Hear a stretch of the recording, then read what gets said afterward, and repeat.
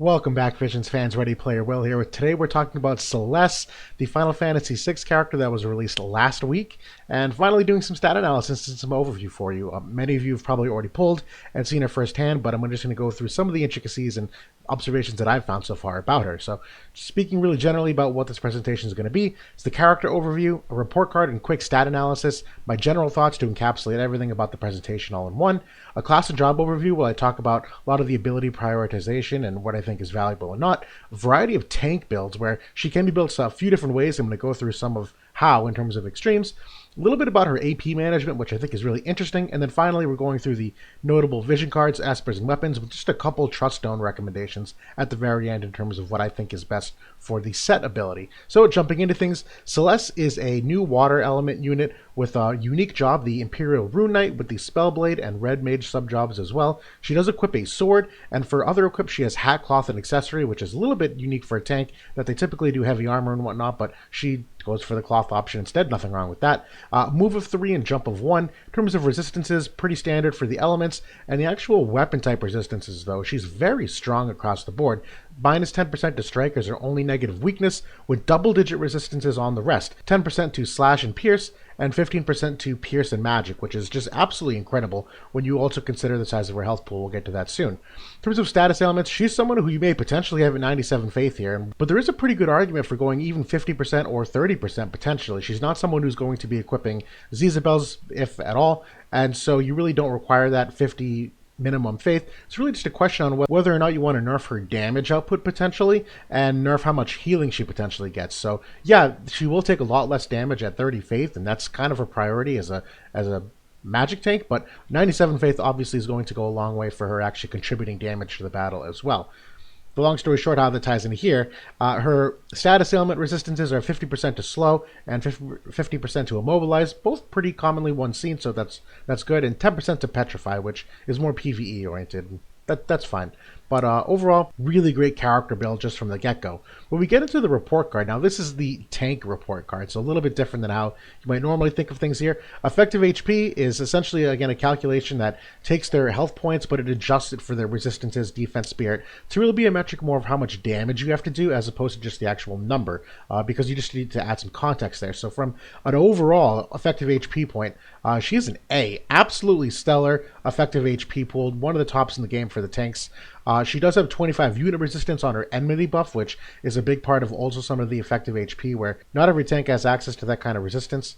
For a physical HP, she's an A-. Although she's known as a magic tank, she does have some really great effective physical HP as well, because as the resists, as we saw, are so strong right off the gate. She does have access to some defense, and you can build her for defense potentially as well. She also has a limit break that will contribute to that. We'll get to that more. And then from an effective magic HP, she's an A+. She's by far probably the best in the game. Not only for the just innate spirit and magic resistance, the runic blade ability, which we'll get to soon, that she can absorb 2 magic attacks, but the spellblade subjob also gives her a potential magic barrier as well. So all in all, A+, the best in the game in terms of effective magic HP. The primary stat, which is probably not as big of a deal for tanks, is about a B. Magic's similar to Rain, a bit lower than Fryevia, and although they can dish out some damage, they're not big damage dealers. But if you do think of Rain and him using something like Jamming Thrust, technically, Celes also has Jamming Thrust on the subjob, so if you kind of think of where his damage normally ends up being, she's probably around that same area, if not more, because of some of the imperils that she can do. We'll get to more of that soon.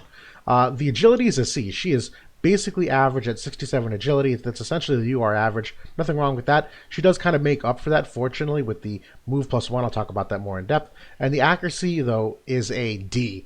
Straight average UR accuracy. Essentially, the way you want to think of this, the average UR is about 174% accuracy rate starting, and she's at 150, so she's about 25% less accurate right out of the gate than the average UR. So that's really below average. You really want to do what you can to kind of pump her full of accuracy where applicable. Not all of her abilities require it, because a lot of them are utility driven, so they'll apply an effect regardless whether you hit or not. That's important to keep in mind. We'll talk more about that soon, but for something like her limit break, she needs to actually connect in order to get the benefit of it, so give her some love there.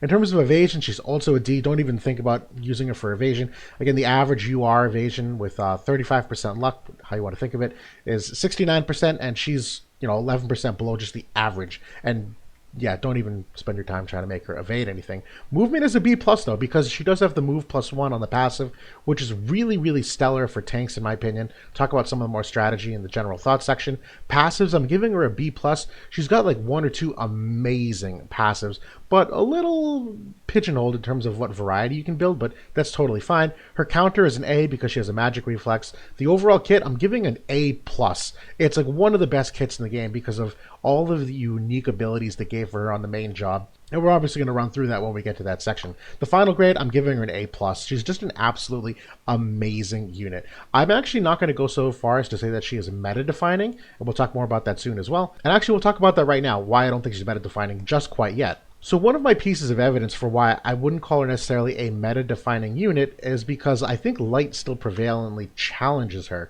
And one of my points of evidence here is thinking about the arena, where this week the bonus units are all of the Final Fantasy VI characters. Locke being one of them means that you are seeing a fair amount of potential mono light. But with Celes being here and the vision cards not being skewed toward any one element, you kind of get a good indication of what people are typically already using at the, dare I say, top end of arena, which when I'm going through here currently the first 3 days, I am seeing an absolute immense amount of mono light and not a lot of Celes, which would indicate to me that sure, maybe she does well against Jaden, but the moment you put together, Locke and Elena and Summer Kilf, she obviously doesn't get the same upside, so I won't call her meta-defining to that degree where everything I've seen in the top 50 to top 100 of Arena, Mono Light is still beating them handily. If Celes really was meta-defining, you'd see a bunch of Celes water teams here instead.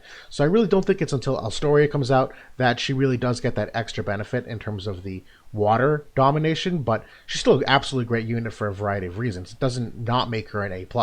Now we get to the general thoughts, just an absolutely stellar magic tank that can easily function as a hybrid. I think that's one of the coolest things here, and I'll have that whole section about the different kinds of builds and the stress testing on both. She's got a ton of utility, which is one of the greatest things you can ask for in a tank, where you sometimes want them just to be a punching bag, sometimes you want them to be like a hybrid damage dealer, sometimes you want them to help, influence the battle in interesting ways, and she certainly does that. She's got a sleep status effect, which although sleep is not the most powerful status effect, it certainly can be effective when used properly with kind of the timing of the turn order. That let's say you're going against a hyper agile unit, someone like Elena, if you can just like get sleep on her for one turn and it's her turn next and she can't act because she slept, it's essentially a DPS loss for the enemy team. And well, so overall still a good thing to have on demand considering it's on her lowest AP ability. She's got a spirit down 25%, which obviously helps her, but a lot of the water cast who are also very magic oriented as well. She's got an AoE resistance down, which is absolutely fantastic, and in that same ability is a magic down 39% as well.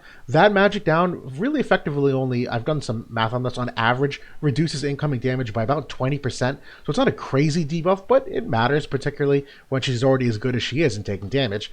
She does have access to Curata and Cura, as well as Asuna, which I think is really great for a tank that if you're not trying to dish out damage, you're obviously trying to like help your teammates on the battlefield. I can see a situation where a lot of people build Fryevia to kind of be a punching bag and heal her teammates every once in a while, and I could see Celes doing that same thing.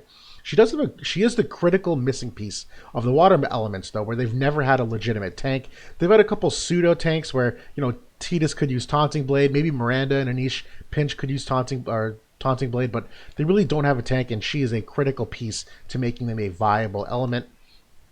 As mentioned before, the accuracy does need work because it does affect the limit break in terms of actually landing the effects of it. And then finally, the move +1 makes up for her average agility. And one of my biggest concerns about tanks is when they have lower agility, what can potentially happen is that their teammates rush too far forward ahead of them because they obviously get their turn quicker. They might lap them in turn order. And so what happens is the tank can't tank effectively because they're not on the front line in range of the abilities when they should be. I think Englebert's a great example of that, where he was known to be historically slow and often would lag behind the team. And although Celes has average accuracy, the fact that she gets that extra move +1 to potentially give herself some distance between her and her teammates is a really great thing for a tank. We've obviously seen Dwayne be very effective as well, where that's part of his passive kit, that he gets that move +1, and King Mont the kind of the same thing. He's got a passive that increased his move, and you can see how that obviously affects his ability to get to the front line. For the passive abilities now, so Undefeated General's Resolve is an absolute must-equip. This gives her an innate 5 hate, which means she'll take up to 3 hits in the battle before people will start attacking teammates. It gives defense and spirit for 12 on both, which is absolutely fantastic. In terms of the rest of them, I think it's really kind of a toss-up whether you go Providence of Fire, which is the magic resistance 12, as well as the fire resistance. It's just objectively better than Mage's protection. But I also like Imperial Magitech Knight, where the move +1 and the HP of 12%. I think it's a toss-up. I'm probably going Imperial Magitech Knight, but there's a time and place depending on the map. And initial AP up to me is really just for PvE content when you're trying to get more AP, but she doesn't need it. We're going to go into that soon. She has absolutely no problem with AP management. For counter abilities, Magic Reflex is like the de facto yes. That's a huge 2 thumbs up. Big piece of what makes her such a great magic tank. But if you are going for kind of that hybrid tank, I actually think Rune Guard's not a bad one either. Where if you've done what you feel like is enough to make her a strong magic tank in terms of like spirit, resistances, things of that nature, that if you want to go Rune Guard instead so that she can potentially take less physical damage as well to kind of even things out, I don't think that's a bad thing to do. Magic Reflex is obviously the de facto #1 though. Now when we get to the main job, the Sleep Blade here is that 25% chance to inflict sleep. Love this one. I'm going to go through the offensive abilities first. Rune Break is that 25% spirit down, and that applies whether she hits them or not, so that they will still get that debuff regardless. You also have Magic Burst here, which applies the AoE resistance down of 20%, regardless of whether you hit. It's really the decrease of magic that will apply only if she hits. But either way, the AoE resistance is really the important one there. So I love already that 2 over most important utility-driven abilities don't require to actually hit the target. And then Cleansing Blade is an absolutely stellar ability as well, where it will dispel all debuffs to self. So if someone has given her like agility down or magic down or defense down, spirit down, she will dispel that on herself, which is positively fantastic. It's a great way for her to live longer, quite frankly.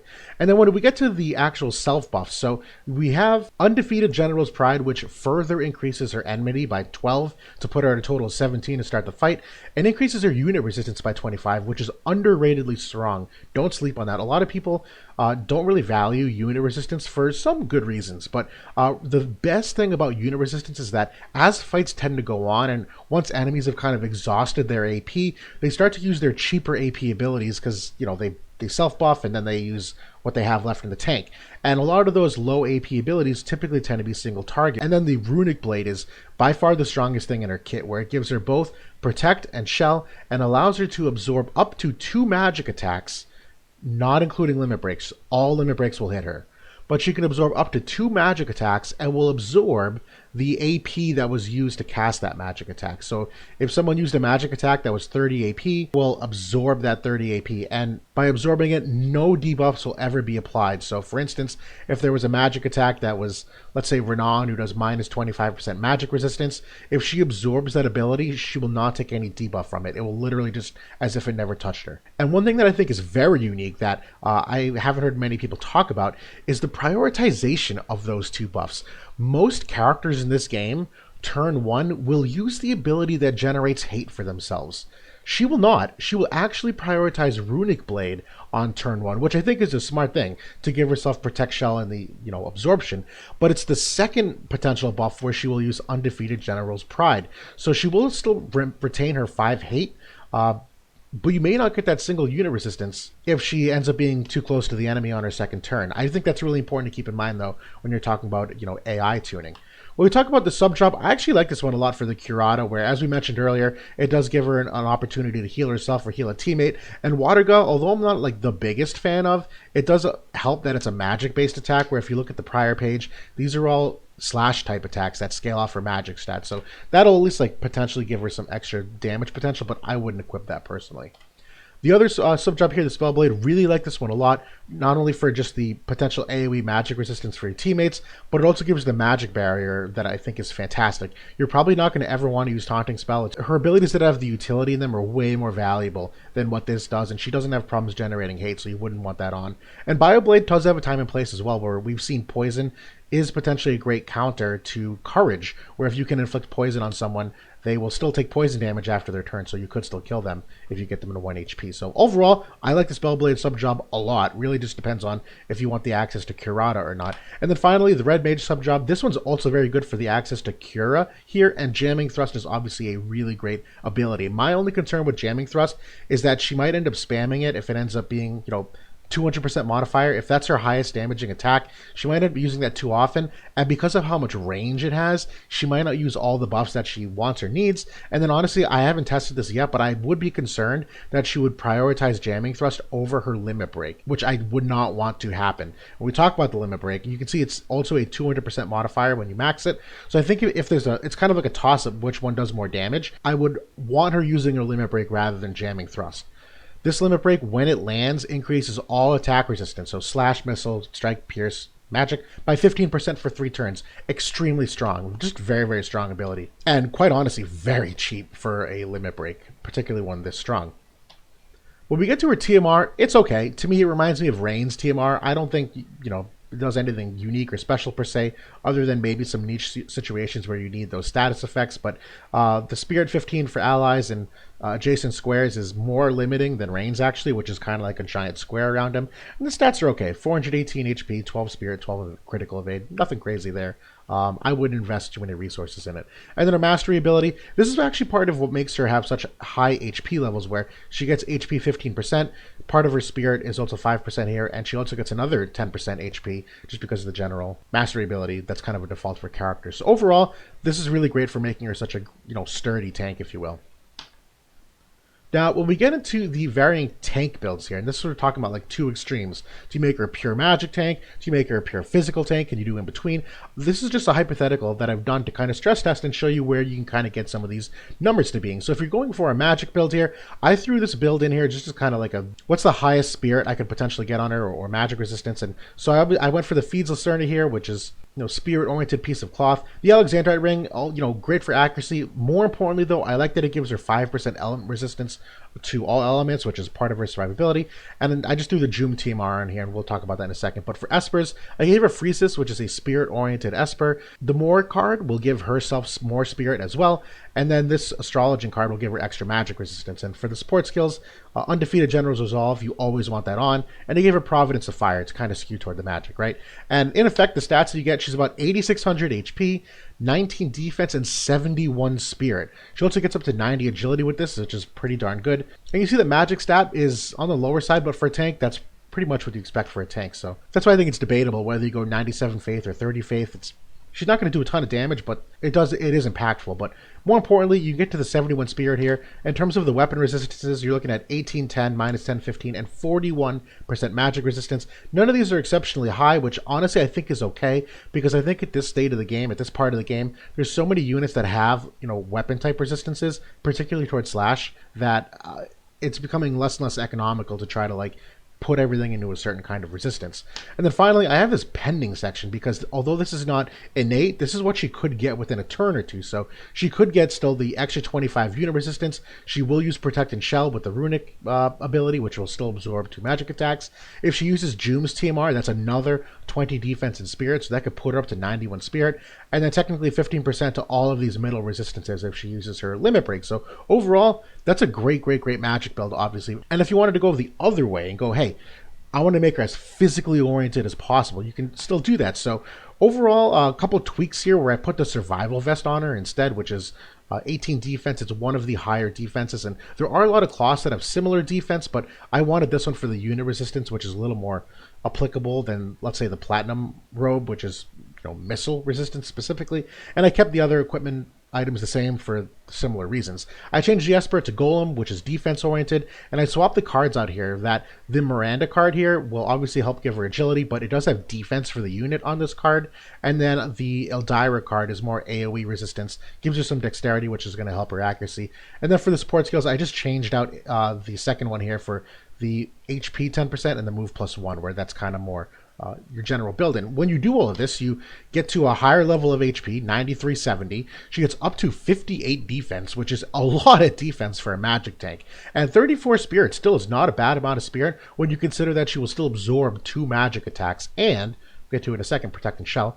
93 agility, a little bit faster. In terms of the resistances, really similar to just kind of shifting around to some degrees, nothing too crazy there. But she does get an extra 10 unit resistance and 4OE resistance permanently because of the equipment and vision cards here. And then finally, that kind of pending area again, still gets up to 25 unit resistance. It still gets Protect and Shell, maybe 20 defense and Spirit if you get a third buff in there with the TMR, and the 15% to those middle resistances on her limit break. So either way, like for someone who's considered a magic tank, she can still be really physically bulky, and I think still retain a lot of her benefit as a magic tank, where she's still going to absorb 2 abilities. She's still got a respectable amount of Spirit. She does have the unit and the AoE resistance, which certainly helps, and then the Protect and Shell and all that in the pending section. So overall, that's one of my favorite things about her, is that she can be pretty versatile as a tank in terms of what you want to use her for. Now, when we talk about AP management, I kept that same build here, the defense build, just because the AP doesn't really change, doesn't fluctuate that much. So she starts with 86 AP out of a total of 180 here. So she does tend to skew higher because of her main job, where she's not, stuck at 25% starting AP of her total. It's really about that 40% or higher. So just doing some very, very quick math here, if she turn 1 uses her Runic Blade, she's going to get 20 AP from it, because you always get half of the TP cost of when you ever use an ability. Turn 2, let's assume she used Undefeated General's Pride. That one's only 20 TP, so she'll only get 10 AP from it. But once you use those 2, she now has 116 total AP. Well, now she's going to start using some abilities, right? Well, assuming you have Jamming Thrust off, because I think she'd probably prioritize that, let's assume she absorbs 2 extra magic attacks too, like now that she's gotten closer, 20 AP each. I went kind of like on the lower to average side there for AP. That means she's going to get an extra 40 AP. She's now at 156 AP. That's a ton. That's a ton of AP. And for a magic user, her limit break only costs 49, which means if she uses limit break, she still has 107 AP remaining. And if you look at all the abilities on the main job here, that is more than enough AP to spam a variety of these 3 to 4 extra abilities before she has to, rebuff. So overall, AP management is stellar because of how much you can absorb, how much she starts out with, how much the Runic Blade gives her right off the bat, and quite frankly, how cheap her AP abilities are. That other than the Magic Burst, which is 34, the rest of them are way on the lower side for how potent they are. So 2 thumbs up for this overall. Now we're going to get into notable vision cards, and this section changed just a little bit. I'm going to go right off the WOTV Calc website instead. And the reason for that is just because there's so many now with the dual vision cards. It would take me like 5 slides to talk about them all. So one of the best things about her is that because she's a tank, you don't really have to min-max the magic levels, right? Like a lot of times you need vision cards that are attack-oriented or magic-oriented, depending upon the user's physical attack or magic attacker. Well, Celes isn't known for her magic stat. What you really want to focus on is which vision cards makes her better and which ones make the team better. So me personally, I'm a big fan, of the Tomb Raider card. To me, this 35% luck is great for the extra accuracy for her and the team.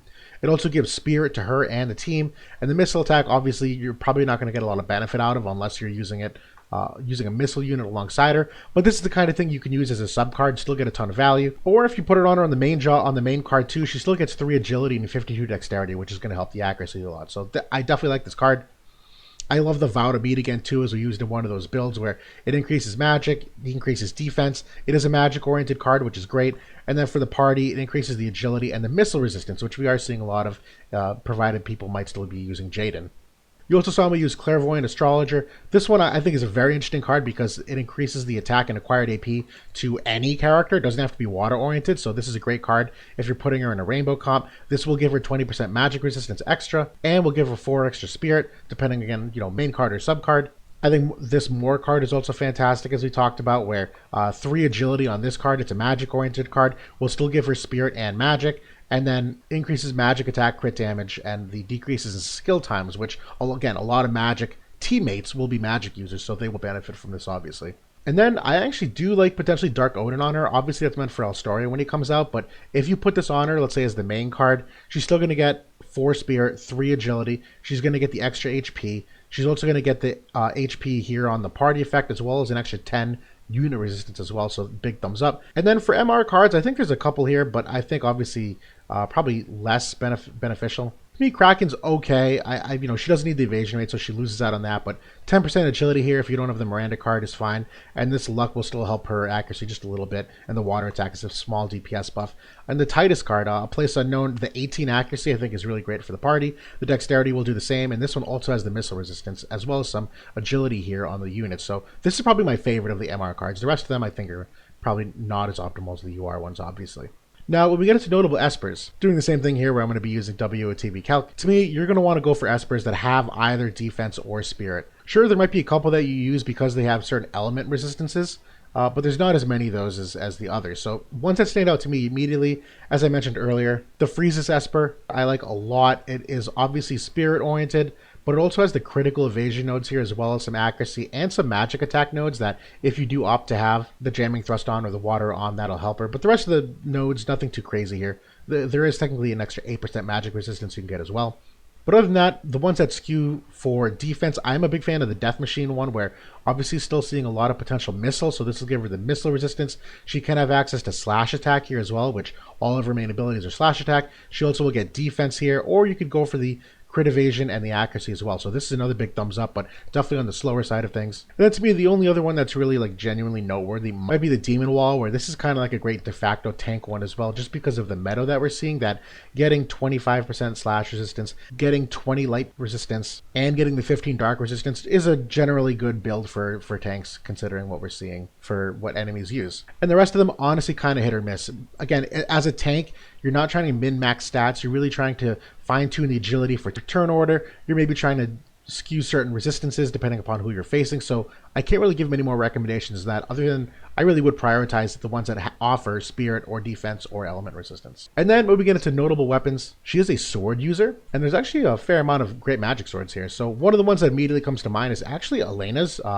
Astria Aurora is great. It's just one of the most well-rounded stats in the game in terms of the 12 accuracy, still gives us some slash attack, the 5 agility, it's magic oriented. This one's really not known for its damage output for Celes, but more utility driven. Obviously Celes's sword is another great option here, where it increases HP of 15% for 3 turns to start, slash attack 15, and has a very obvious magic build to go for it. I'm just only slightly iffy on this though, because HP for 3 turns is really only good for maps that are very small. She's in absolute no risk of dying in the first 3 turns either. She's just that bulky that, like, I don't really know if she really benefits even from having it. And it's probably taking up a really valuable armor or accessory slot that you probably want to use for bulking her up instead. So it's still a really good sword. Probably not in your optimal build. It does technically have the accuracy build, but I think she needs way more than 15 accuracy to actually be hitting things. If this was like in the 20 something range, I'd like this a lot more, but that'd obviously be like a little imbalanced for the other magic sword users. So aim is okay, but she probably needs more than the 15, so I'm 50-50 on it.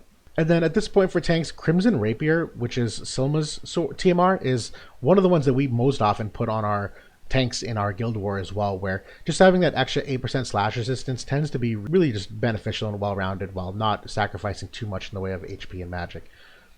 So not a lot to say on the weapon optimization, because as I was saying earlier, tanks typically don't require that unless they are an offensive oriented tank. Like someone like Dwayne, where he's kind of like boom or bust, sure, go for a sword on him, because the whole concept is you need to kill the enemy before they can kill you. Like that's his motif. But Celes, it's not really the same. She's definitely more of like a sustain, do some imperils, things of that nature, that she doesn't really need the offensive potency. So for me, notable weapons, only a couple, and it's really niche situations.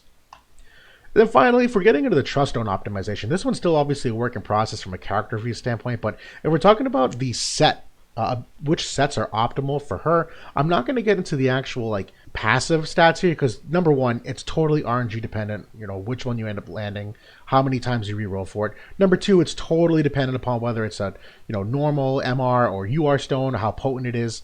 And then number three, because it's way easier to get passive stats through your equipment, your Espers, your vision cards, I can't even begin to tell you what to put on there because I don't know what you're going to equip on the rest of the character. But I can at least talk from a set perspective. To me, I absolutely love the HP nodes on her. Obviously, HP 5% is cool, but the element resist is, I think, like one of the most underrated things in the game for tanks at the moment. You absolutely want to be potentially stacking this. But I do think there's a case for critical evasion as well, where crit evade of 25 obviously will make her take less damage against high critical units. And one small thing, if you recall, her evasion was a D, and the reason for that is because her luck stat is not good at all.